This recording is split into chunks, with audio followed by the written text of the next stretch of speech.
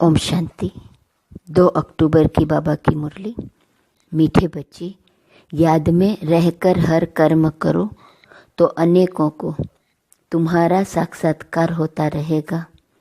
प्रश्न, संगम युग पर किस विधि से अपने हृदय को शुद्ध अर्थात पवित्र बना सकते हो? उत्तर, याद में रहकर भोजन बनाओ और याद में खाओ तो हृदय शुद्ध हो जाएगा। संगम युग पर तुम ब्राह्मणों द्वारा बनाया हुआ पवित्र ब्रह्मा भोजन देवताओं को भी बहुत पसंद है। जिनको ब्रह्मा भोजन का कदर रहता वह थाली धोकर भी पी लेते हैं। महिमा भी बहुत है। याद में बनाया हुआ भोजन खाने से ताकत मिलती है, हृदय शुद्ध हो जाता है। ओम शांति। संगम पर ही बाप आते हैं। रोज बच्चों को कहना पड़ता है कि रूहानी बाप रूहानी बच्चों को समझा रहे हैं। ऐसा क्यों कहते हैं कि बच्चे अपने को आत्मा समझो।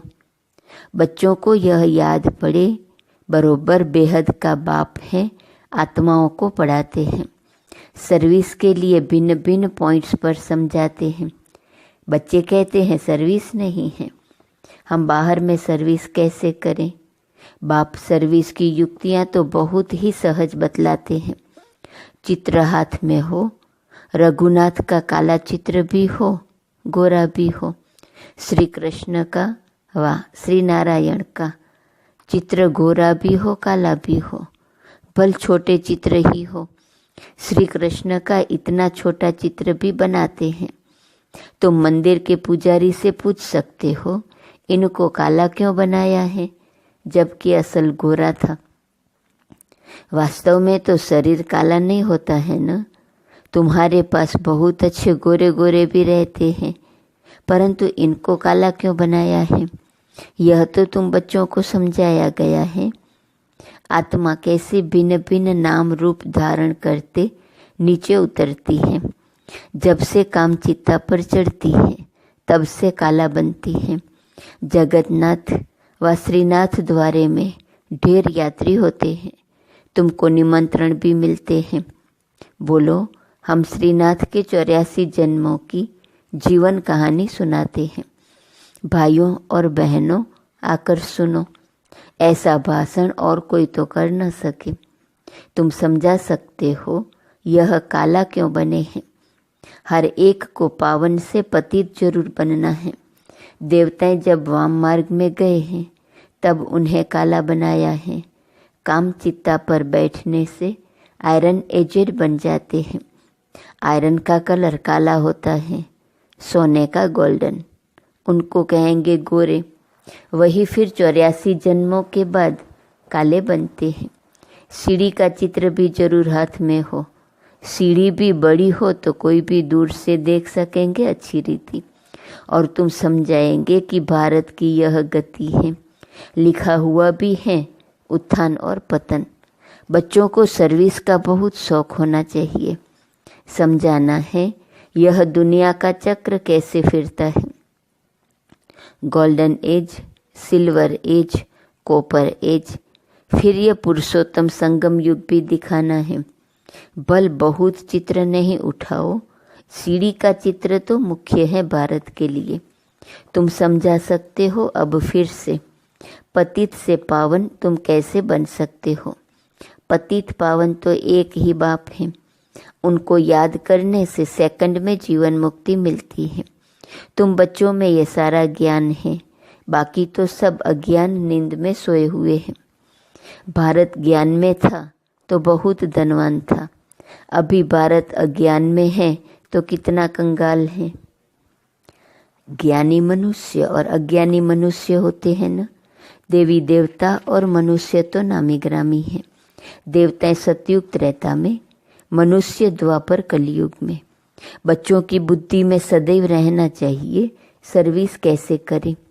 वह भी बाप समझाते रहते हैं। सीढ़ी का चित्र समझाने के लिए बहुत अच्छा है। बाप कहते हैं गृहस्थ व्यवहार में रहो। शरीर निर्वाह के लिए धंधा आदि तो करना ही है। जिस्मानी विद्या भी पढ़नी है। बाकी जो टाइम मिले तो सर्विस के लिए ख्याल करना चाहिए। हम औरों का कल्याण कैसे करें? यहाँ तो तुम बहुतों का कल्याण नहीं कर सकते हो। यहाँ तो आते ही हो बाप की मुरली सुनने। इसमें ही जादू है। बाप को जादूगर कहते हैं ना। गाते भी हैं मुरली तेरी में है जादू। तुम्हारे मुख से जो मुरली बजती है उसमें जादू है। मनुष्य से देवता बन जाते हैं। ऐसा कोई जादूगर होता नहीं सिवाय बाप के। गायन भी है, मनुष्य से देवता किए करत न लागी वार। पुरानी दुनिया से नई दुनिया होनी जरूर है। पुरानी का विनाश भी जरूर होना है।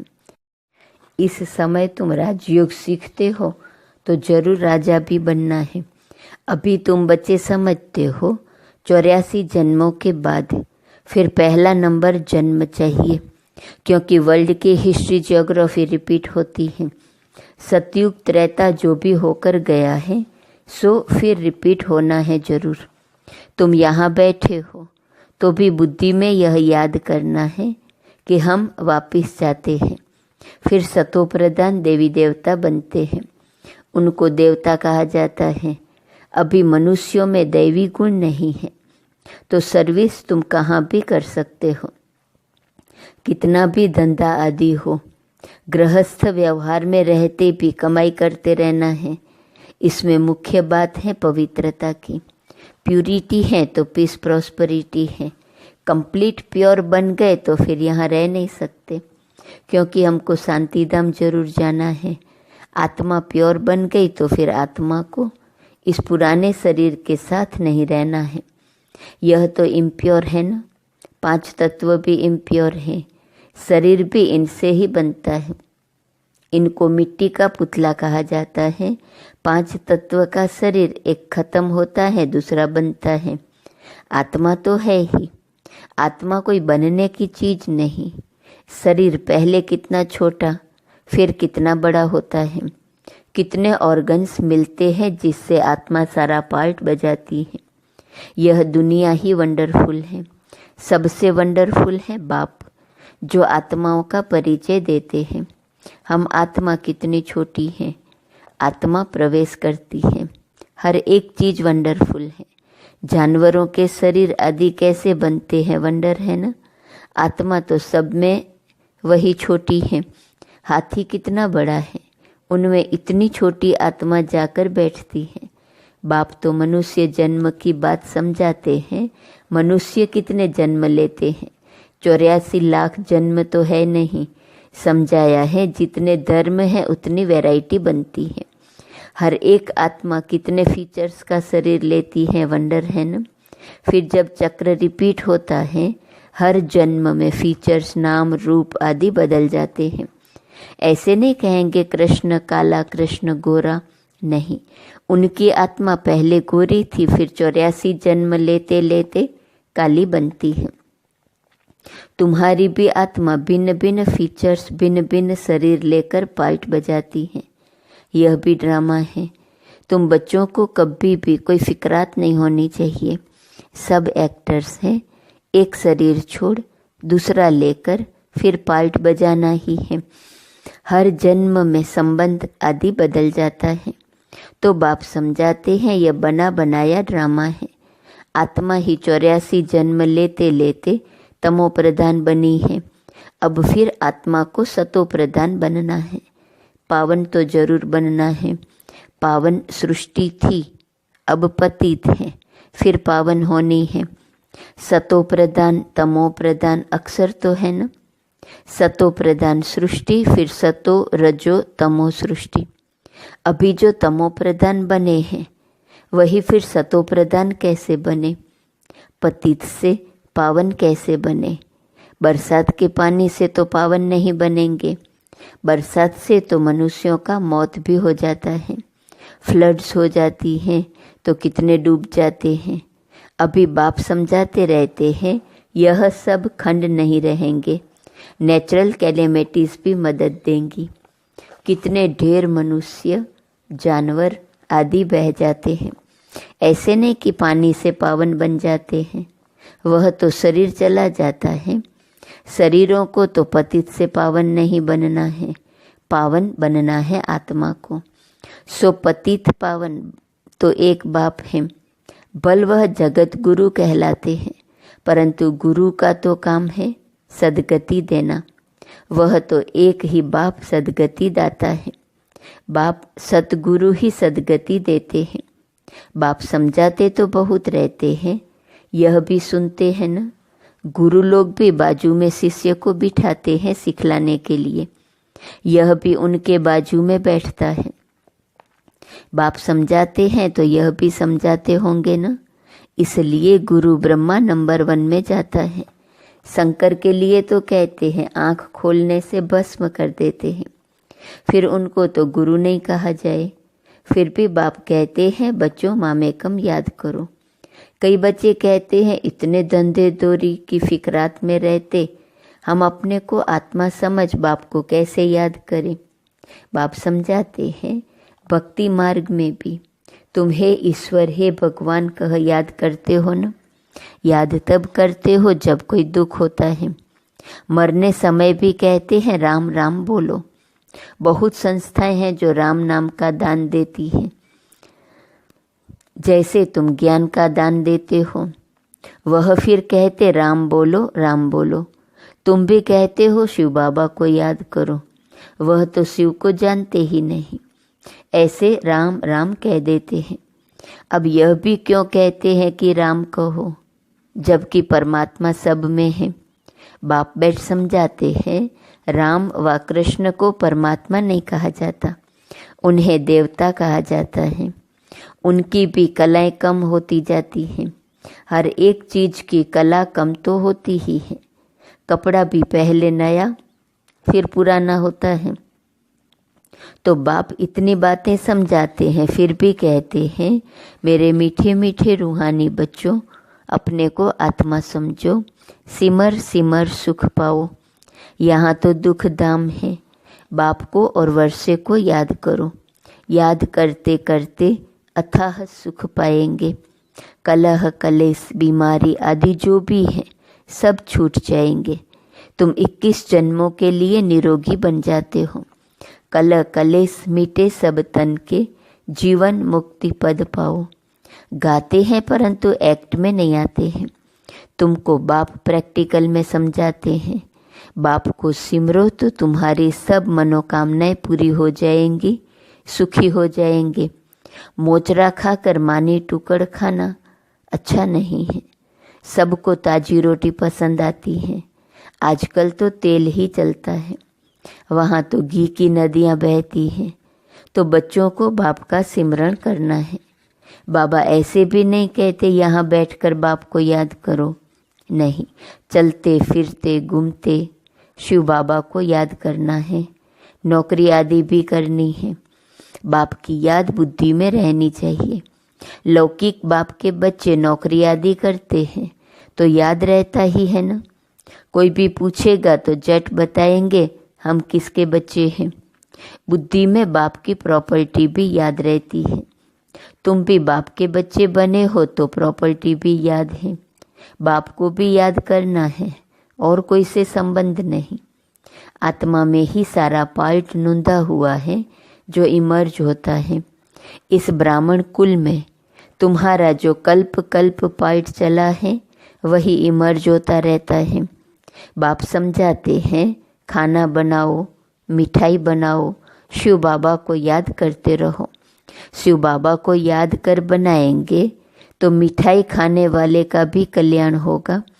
कहाँ साक्षात्कार भी हो सकता है, ब्रह्मा का भी साक्षात्कार हो सकता है। शुद्ध अन्न पड़ता है तो ब्रह्मा का, श्री कृष्ण का, शिव का साक्षात्कार कर सकते हैं। ब्रह्मा है यहाँ, ब्रह्मा कुमार कुमारियों का नाम तो होता है ना। बहुतों को साक्षात्कार होते रहेंगे क्योंकि बाप को याद करते हो ना। बाप युक्तियाँ तो बहुत ही बताते हैं। वह मुख से राम राम बोलते हैं, तुमको मुख से कुछ बोलना नहीं है। जैसे वह लोग समझते हैं गुरु नानक को भोग लगा रहे हैं, तुम भी समझते हो शिव बाबा को भोग लगाने के लिए बनाते हैं। शिव बाबा को याद करते बनाएंगे तो बहुतों का कल्याण हो सकता है। उस भोजन में ताकत हो जाती है। इसलिए बाबा भोजन बनाने वालों को भी कहते हैं, शिव बाबा को याद कर बनाते हो। लिखा हुआ भी है, शिव बाबा याद है।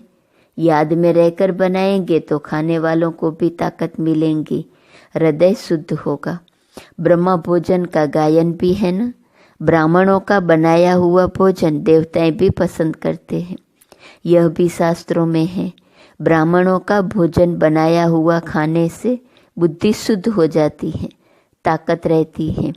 ब्रह्मा भोजन की बहुत महिमा है। ब्रह्मा भोजन का जिनको कदर रहता है, थाली धोकर भी पी लेते हैं, बहुत ऊंच समझते हैं। भोजन बिगड़ तो रह न सके, फैमन में भोजन बिगड़ मर जाते हैं। आत्मा ही भोजन खाती है, इन ऑर्गन्स द्वारा स्वाद वह लेती है। अच्छा बुरा आत्मा ने कहा ना, यह बहुत स्वादिष्ट है, ताकत वाला है। आगे चल जैसे तुम उन्नति को पाते रहेंगे, वैसे भोजन भी तुमको ऐसा मिलता रहेगा। इसलिए बच्चियों को कहते हैं, शिव बाबा को याद कर भोजन बनाओ। बाप जो समझाते हैं उसको अमल में लाना चाहिए ना। तुम हो पियर घर वाले, जाते हो ससुर घर। सूक्ष्म वतन में भी आपस में मिलते हैं, भोग ले जाते हैं। देवताओं को भोग लगाते हैं ना। देवताएं आते हैं, तुम ब्राह्मण वहाँ जाते हो, वहाँ महफिल लगती है। अच्छा, मीठे मीठे सिकिलते बच्चों प्रति माता पिता बाप दादा का याद प्यार और गुड मॉर्निंग। रूहानी बाप की रूहानी बच्चों को नमस्ते, रूहानी बच्चों की रूहानी बाप को नमस्ते नमस्ते नमस्ते। धारणा के लिए मुख्य सार, पहली पॉइंट, किसी भी बात की फिक्रात नहीं करनी है, क्योंकि यह ड्रामा बिल्कुल एक्यूरेट बना हुआ है। सभी एक्टर्स इसमें अपना अपना पार्ट बजा रहे हैं। दूसरा, जीवन मुक्ति पद पाने व सदा सुखी बनने के लिए अंदर में एक बाप का ही सिमरण करना है, मुख से कुछ भी बोलना नहीं है। भोजन बनाते व खाते समय बाप की याद में जरूर रहना है। वरदान, स्वार्थ, ईर्ष्या और चिड़चिड़ेपन से मुक्त रहने वाले क्रोध मुक्त भव। कोई भी विचार भले दो, सेवा के लिए स्वयं को ऑफर करो, लेकिन विचार के पीछे उस विचार को इच्छा के रूप में बदली नहीं करो। जब संकल्प इच्छा के रूप में बदलता है तब चिड़चिड़ापन आता है। लेकिन निस्वार्थ होकर विचार दो, स्वार्थ रख कर नहीं। मैंने कहा तो होना ही चाहिए यह नहीं सोचो, ऑफर करो, क्यों क्या में नहीं जाओ। नहीं तो ईर्ष्या घृणा एक एक साथी आते हैं। स्वार्थ या ईर्ष्या के कारण भी क्रोध पैदा होता है। अब इससे भी मुक्त बनो। स्लोगन, शांति दूत बन, सबको शांति देना, यही आपका ऑक्यूपेशन है। आज का स्वमान, मैं सदा सुखदायी हूँ। अव्यक्त इशारे की पॉइंट, 2 अक्टूबर। जो भी पुराने संस्कार हैं और पुरानी नेचर हैं, वह बदलकर ईश्वरीय नेचर बनाओ। कोई भी पुराना संस्कार, पुरानी आदतें न रहे। आपके परिवर्तन से अनेक लोग संतुष्ट होंगे। सदैव यही कोशिश करो कि हमारी चलन द्वारा कोई को भी दुख न हो। मेरी चलन, संकल्प, वाणी, हर कर्म सुखदायी हो, यह है ब्राह्मण कुल की रीति। ओम शांति।